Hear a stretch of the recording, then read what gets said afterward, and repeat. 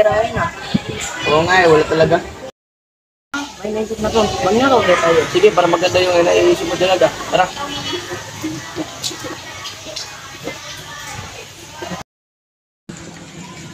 Magpamulan tayong makakain sa bahay. Ay, ganun ba? Sige, pumunta tayo sa Brazil at natin yung mga anak natin pag-aralan. Mga anak, tapos na ba kayong magbihis? O bumatak sa magbihis. Ako po rin na, tapos ako. Sige, tara na.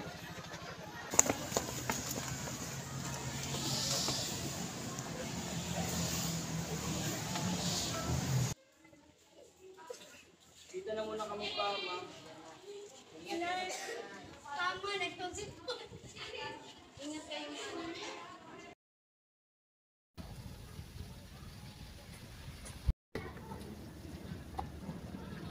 Alis na sila, pasukin natin. Tara, pasukin na natin.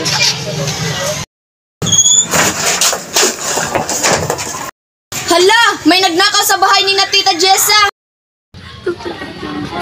Ang dami natin nakuha alas at pera sa bahay nito eh. Oo nga, ang dami mga alas at tira.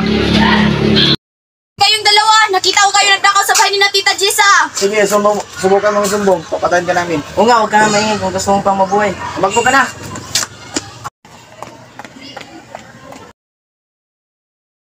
Ano bang gagawin ko? Magsusumbong ba ako o hindi?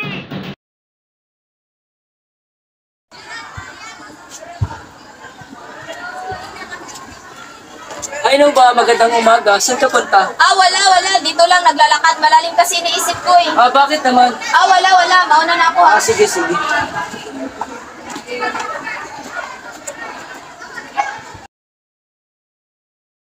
Hindi ko na kaya to.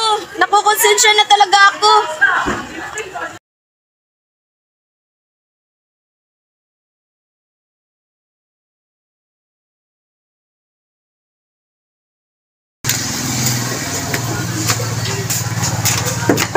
Tao po. Hello po sa inyo. Magandang umaga. Ano yun, Iha?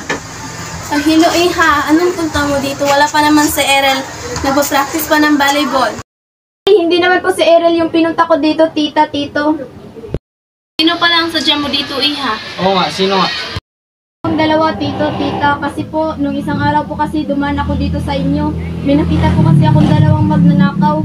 Sorry po ngayon ko lang sinabi sa inyo. Natatakot kasi ako kasi pinagbantaan po kasi nila ako na kapag nagsumbong po ako, papatayin nila ako. Kaya pala nawawala yung pera at mga alahas ko dito sa bag. Tawarin niyo po talaga ako, tita, tito.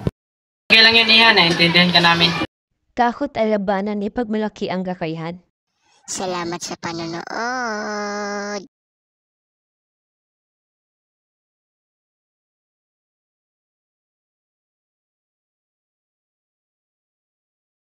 Takot ay labanan ipagmalaki ang kakayahan.